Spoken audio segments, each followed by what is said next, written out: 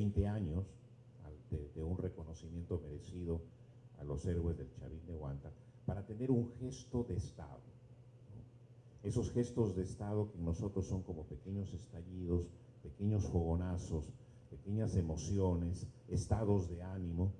Y aquí viene mi pregunta: ¿qué columnas, qué vigas tendríamos que ponerle a todos estos estallidos momentáneos de Estado para tener el Estado más permanente y más perdurable que necesitamos? Porque no hay manera de hacer Estado.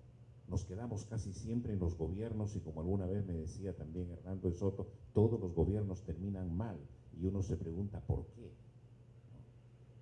Entonces, tenemos una presidencia que no llega a ser una jefatura de Estado. Tenemos una presidencia tan llena de atribuciones que termina siendo también una autocracia. Y son tantas las prerrogativas de un presidente que también, al mismo tiempo, como aquello de que quien tanto abarca, poco aprieta, es una presidencia que al final es inútil. Esas son mis preguntas para Francisco y para Hernando, y la primera para el general Williams. Muchísimas gracias.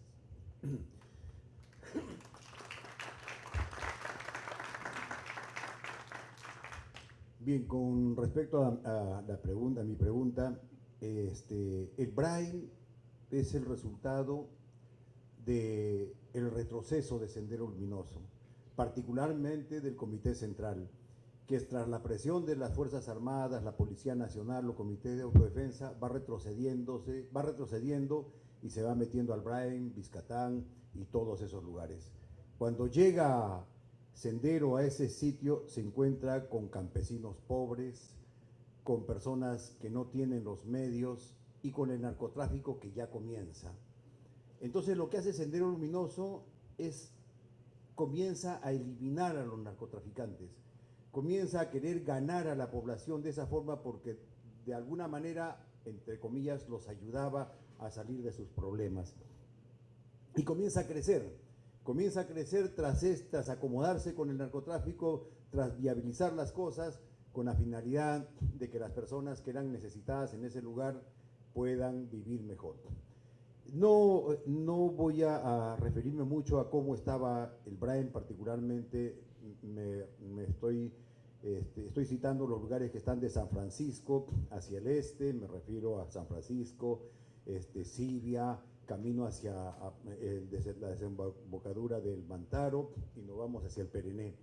Todo lo que significa la Sierra de Huancavelica, Purímac, parte de Acucho y parte de Cusco. Era una zona muy pobre, yo la conozco muy bien porque tuve la oportunidad de ser jefe del Comando Conjunto. Ese año le presentamos al ministro Banger el Plan Braille.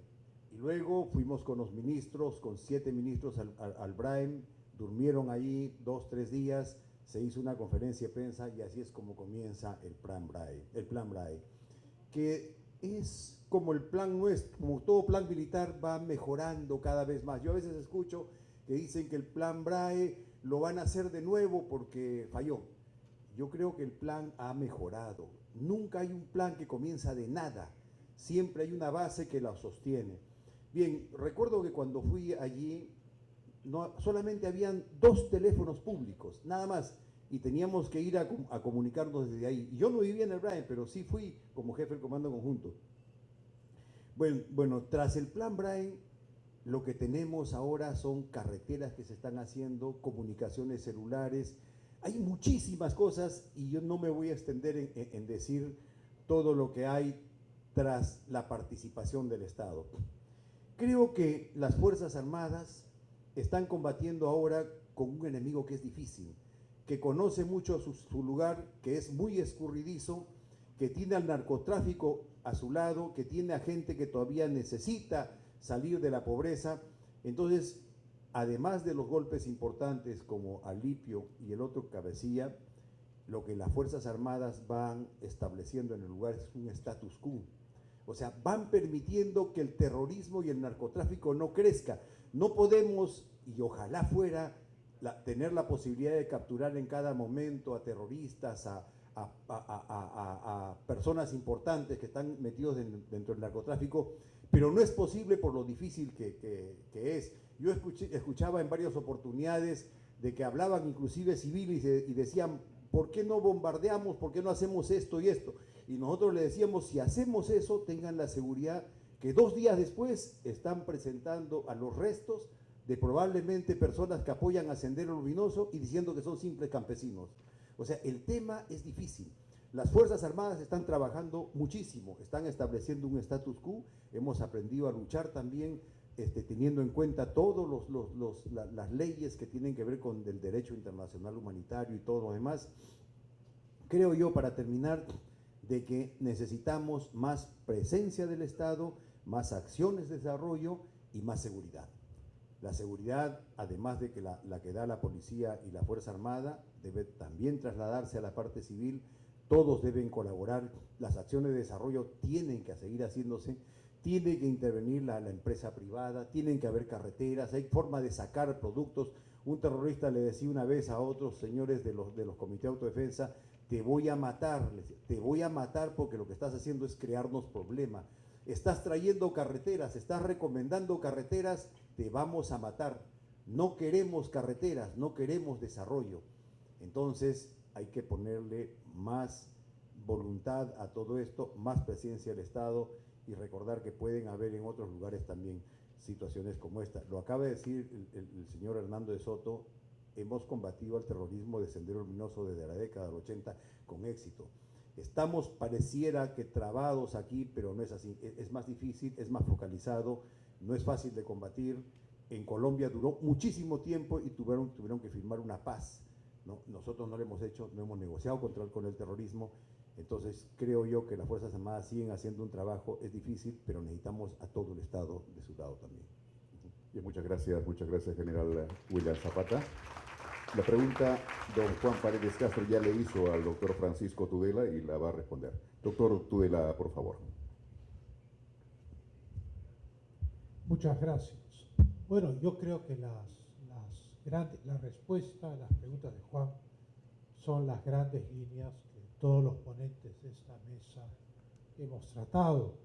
Cuando Hernando se refiere a la historia, tiene razón. Yo quisiera añadir que hay un lapso de tiempo que es un periodo enormemente interesante, sobre el cual no se ha escrito integralmente, que es el periodo histórico que va de 1962 al año 2000. Es un proceso histórico de profundísimas transformaciones y que incluye, entre otras cosas, el periodo 1990-2000, que es consecuencia de las profundas transformaciones del periodo 1962-1989, en los cuales el Perú cambió completamente sus estructuras. Muchas cosas no funcionaron y tuvieron que ser corregidas en la década del 90. Hay un silencio sepulcral por parte del establishment, por llamarlo de alguna manera político, y académico sobre este periodo histórico. Ustedes van a las universidades, buscan un libro de historia sobre ese periodo histórico, silencio. Porque de alguna manera muchas de las personas que estuvieron en la génesis de todo este proceso, en las reformas profundas, en los fracasos, en la desintegración de la moneda del país, en la desintegración de la economía del país, en el surgimiento del terrorismo, no quieren ser mencionados en los libros de historia. Y entonces prefieren condenar el periodo 90-2000 porque les resulta más fácil. Entonces ellos no tienen historia, ellos tienen una narrativa condenatoria que escamotea y oculta el bloque histórico completo que explica el problema, que empieza, yo diría, en 1962 y que termina el año 2000. Y ahora estamos en otra etapa, que también es consecuencia de eso, porque la historia nunca se detiene, la historia es simplemente una sucesión de una causalidad, de causas y efectos, hasta el día que desaparezca el mundo, ¿no? Entonces, eso es lo primero que tiene hacerse, porque, como bien ha dicho Hernando, sin una base intelectual sólida, basada en la verdad, no en una narrativa interesada, no podemos combatir. No tenemos argumentos. Necesitamos los argumentos. Y no se trata de ser partidario o no ser partidario de tal gobierno, de tal cual otro gobierno, sino de decir la verdad. ¿Qué se quiso hacer? ¿Qué funcionó? ¿Qué fracasó? ¿Qué causó? ¿Qué pasó? ¿Cómo se solucionó? Todo completo. Ese es el primer punto. El segundo punto que encuentro enormemente importante es el tema de la representación política. Hay un pasadizo, se quiere volver al pasado, hay una nostalgia casi medievalista, que el Senado, que esto, que lo de aquí, que lo de allá. El problema no está en la estructura constitucional, el problema está en un nivel más bajo, está en la ley electoral. O sea, es de la ley electoral que depende cómo se escoge a la representación nacional y si la representación nacional representa de verdad a la gente o no. Y entonces, primero, tiene que haber una historia veraz de todo el proceso de transformaciones peruano. Segundo, necesitamos representación auténtica. Necesitamos congresistas que no sean reunidos a última hora para integrar una lista formada por un cacique, sino lo que queremos es congresistas que representen a la gente de sus pueblos, a la gente de sus provincias. Si se quiere tener un Senado o no se quiere tener un Senado, tiene que ser en base a un principio distinto desde la Cámara de Representantes, no simplemente un segundo congreso más chiquito para los que no entraron al más grande tengan un sitio. Y entonces, la verdadera reforma no está en la Constitución, la verdadera reforma está en la ley electoral. ¿Cómo se estructura una representación real de los pueblos del Perú en este edificio que está a una cuadra de acá? Ese es el segundo punto. El tercer punto, y acá no quiero entrar al terreno de Hernando, voy a dejar que hable, pero la propiedad tiene que ser capitalizada y esa es la tesis de Hernando, la titulación. Entonces yo no voy a entrar a ese tema, pero sí voy a entrar a las consecuencias de ese tema. Una vez que se titula, una vez que se registra, el hombre es libre, no le tiene miedo al funcionario, no le tiene miedo al invasor de terrenos, no está en duda de lo que tiene, puede ir a un banco, pedir una hipoteca, y entonces se hace más rico y próspero. Entonces, es un hombre libre, y la libertad trae prosperidad. Todo el mundo dice, es la educación, vamos a reformar el sistema educativo. Un sistema educativo no funciona cuando la gente no tiene recursos, cuando los padres no tienen recursos. Y el tercer punto, entonces, es que es enormemente importante, y eso ya lo explicará Hernando, capitalizar la posesión en el Perú para que se convierta en plena propiedad, para que los padres puedan prosperar y pagar una mejor educación para sus hijos. La educación que regala el Estado, simplemente por el hecho de ser educación pública, no tiene suficientes recursos, a pesar de que consume una gran parte del presupuesto de la República. Son los padres los encargados de exigir una mejor educación. Y lo que les va a posibilitar eso es tener una base real sobre la cual asentarse, ser dueños de sus cosas, ser dueños de su terreno, ser dueños de su casa, en fin, eso es lo principal. En el Perú nadie sabe quién es dueño de qué. Ese es el tercer punto. El cuarto punto, que es obvio, es la modernización de toda la infraestructura útil, sin pantallazos internacionales. Yo no voy a entrar a discutir el tema de los Juegos Panamericanos, que es un tema para programas de televisión. Pero yo creo que hasta el último centavo tiene que ser destinado a obra útil para los pueblos del Perú. Punto. No me interesa qué piensa la opinión pública internacional respecto a si hacemos o no hacemos deporte. Para mí lo esencial es que hasta el último centavo del contribuyente peruano tiene que ser gastado en cosas útiles a la totalidad del pueblo peruano. Y por último, hay un problema sobre el cual yo no tengo respuesta, pero es el problema del narcotráfico en la sociedad peruana, o sea, de la influencia del narcotráfico en la sociedad peruana, que no se limita al BRAE, como sabemos todos. Y creo que eso tiene que ser combatido en algunos puntos focales.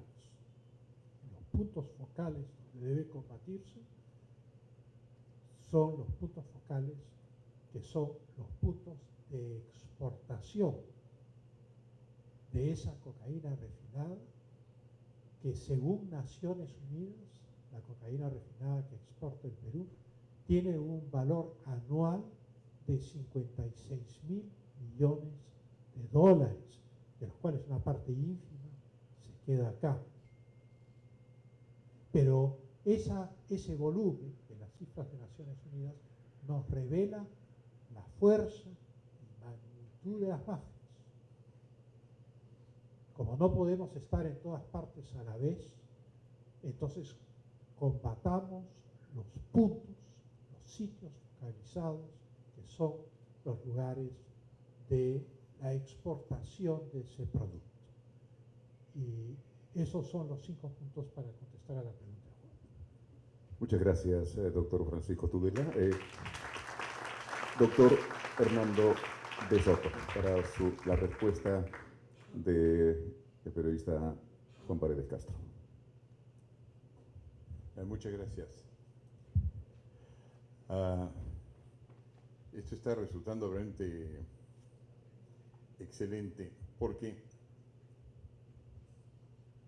cada vez me convenzo más de que lo que ocurrió en el Perú y la razón de una victoria que no ha tenido Colombia, y que no ha tenido Libia, y que no ha tenido el Líbano, y que no ha tenido Siria, y que no ha tenido Afganistán, y que no ha tenido Irak, etcétera, etcétera, Pakistán, es de que hubo un momento histórico en el que se conjugaron varias formas estratégicas de ver las cosas.